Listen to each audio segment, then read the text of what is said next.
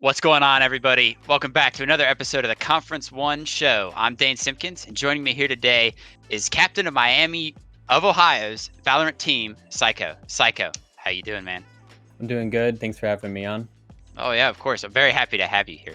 So, how does it feel to be undefeated in round robin, round one?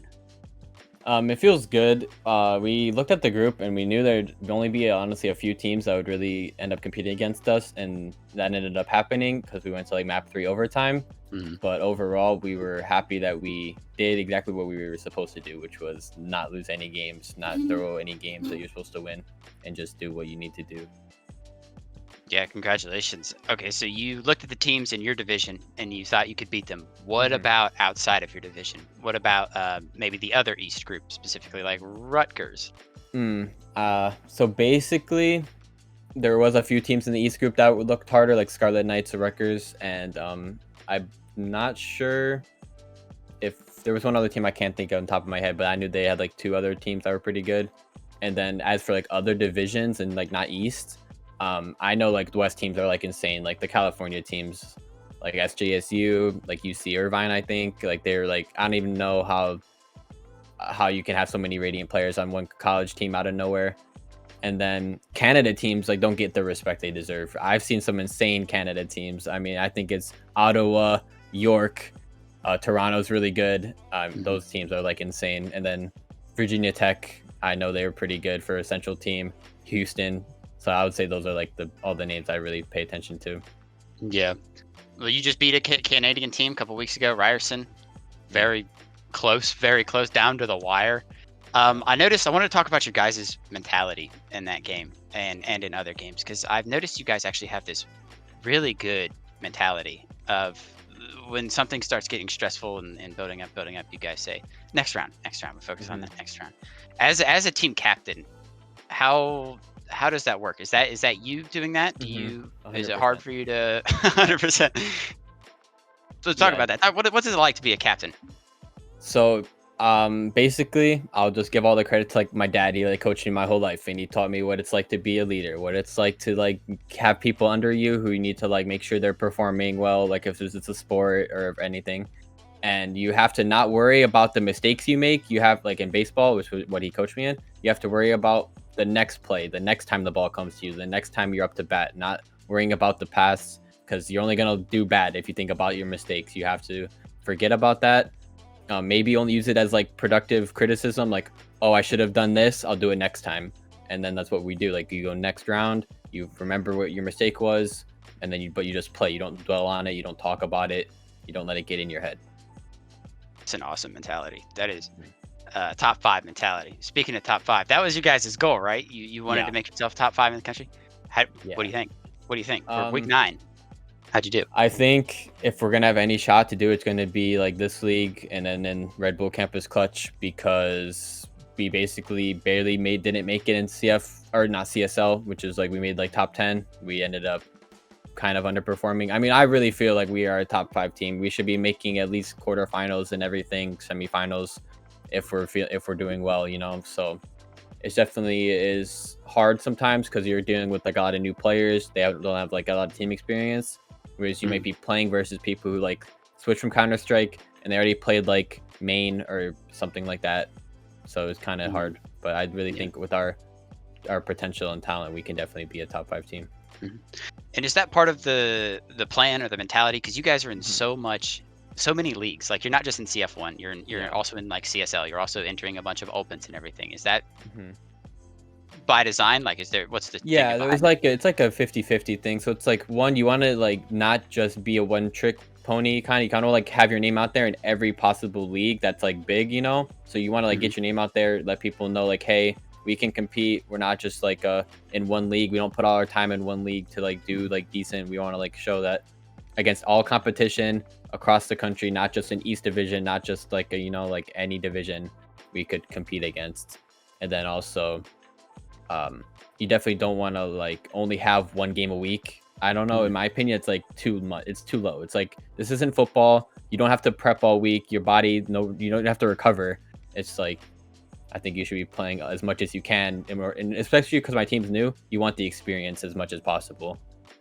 Yeah, the experience is definitely good. About how many games a week are you playing, would you say? Well, there's a break because of playoffs, but we are basically playing 2 best of 3s a week and then a best of 1. And now going into playoffs, we'll just have 2 best of 3s. That's pretty intense. That's an intense schedule. Does that conflict with like your school life at all?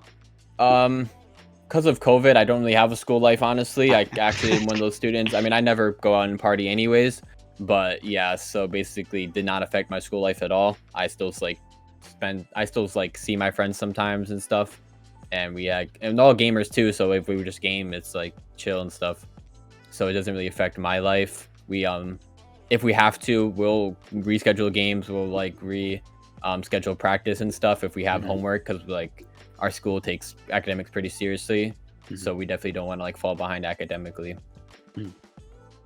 That's good. That's good. That's not conflicting with your school life. I know that's a big concern, especially with the esports and with 3 games a week. And I'm sure you practice regularly and you do VOD reviews and stuff like that. It can be pretty time consuming, but the results are definitely showing, definitely stepping up and making a splash, I would say. Scotty's got you #1 on the power rankings. Yeah. About to make a power rankings. He's a nice guy. He is a nice guy. He's got a formula, a secret formula. He won't disclose, but for whatever reason, it calculates you as the #1, which yeah, definitely could, definitely possible. Maybe we're the most entertaining or something, and he likes that. Hopefully. True. My favorite, probably, mostly. For one of the reasons is because of your Reina. Absolutely. Thank you. Cracked. Yeah. Insane Reina. She's pretty controversial in like super pro play. You don't see her a lot, right? Except in niche situations, because like normally they prefer to go utility. But you, arguably one of the best players in the league. Do you think you could take Reina all the way? Are you planning on Reina 24/7? I pretty much play Reina 24/7. Like, it might not be the best decision that I've ever made, but basically it's like the character's carry potential is kind of just too high. And I feel like, especially in like 95% of my games, I feel like the other team probably won't have a player that can really compete against me. Not to be like too cocky, but like Collegiate is just not at the level that like obviously a pro team is, or even an amateur team. So you're kind of just dealing with, you just have to play good, and then what character would allow you to play good every game? It's like, well, she's built to do that, like that or Jet. So we already have like our Jet player, he likes playing it. And when you're dealing with new players, you kind of just like, you fill in spots, like you can't expect everyone to play anything they need to. So right. Hey, I mean, it's easy to carry when like you average twice as many kills as the next closest player. Yeah, I mean, I definitely have a long-term goal in the future to like go pro and stuff. So it's like I need to put the mentality and the pressure on myself to like perform every game. So I'm not really scared about like, oh, what if I don't do good, but I'm playing Reina? It's like, just you have to just do it. It's kind of like a do or die mentality. Yeah. You have to carry. Do you think maybe ever you should flex another character just to show you can, or what? Yeah, I would say the only character I really would want to try to learn is like Raze, because her utility is like, I still, in my opinion, think it's too strong. Like, it is too strong, but yeah, that's like the only character I could really think of that I'd really want to also try to learn. I already can play Jet basically whenever, but I just don't, because we already have a player who always plays her. And then, I mean, I think Reina gets a bad rep because I feel like I watch pro players play her and she's like insane. Like Tenzo player, I watch Alexander on EG will play her. It's like I see people play her all the time, but then I think it's like, if you don't do good, you get a lot of smack for it. But if you do good with her, no one bats an eye. It's one of those things. So it's True. I think they just take the easy way out of, oh, I'm just scared to play Reina because I don't want to like misperform or like not hit my shots, and then I'd rather just have a character like Phoenix who gets an extra life, or Raze who has like insane util and pressure. So I think it's something like that. No, and she is like a very much a do or die kind of character, but you 100%. Consistently do. So it works out for you. But for the rest of the team, and we've talked about this, and let me know what you think on this show a lot. We talked about possibly the first collegiate team who's able to sort of bring it all together, because Reina pops up so many times in this league, especially compared to the pro league, and a lot of them don't and die, so like we decided the first team who can pull together the right strategy to really start like working as a team and stop feeding off that solo queue mentality of just like top fragging would be the first one to really separate themselves. And I think we're already starting to see that with like the top teams.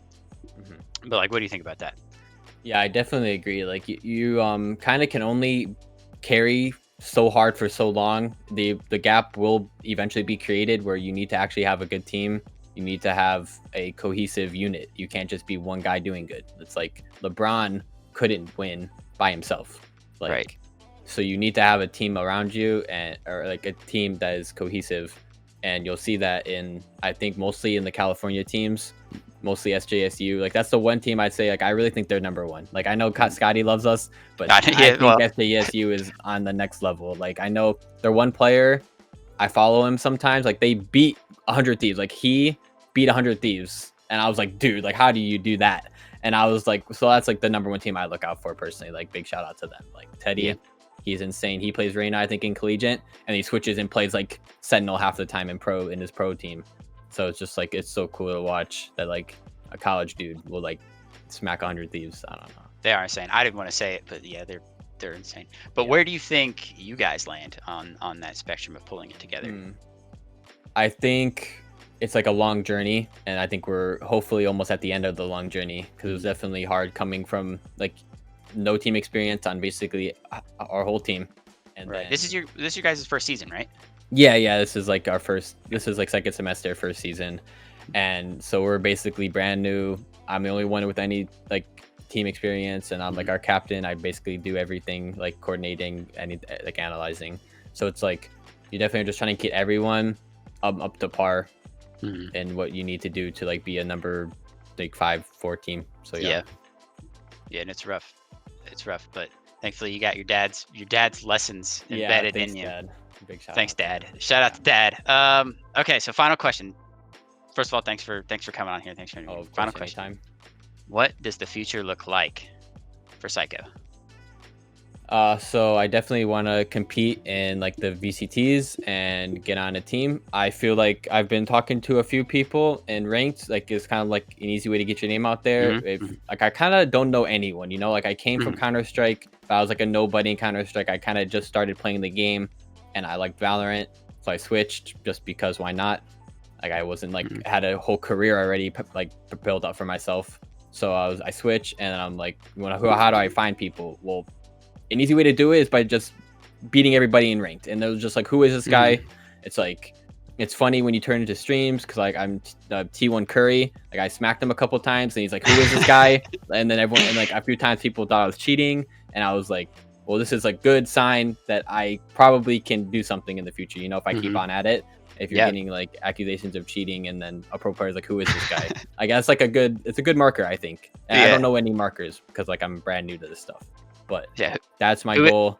I really would like to do that. Yeah. Who is this guy? That's like the number one question asked before you're hired. I Mhm. feel like that's a great way in. Hey, you know Mhm. another way is a great way in is coming on shows, right? So Mhm.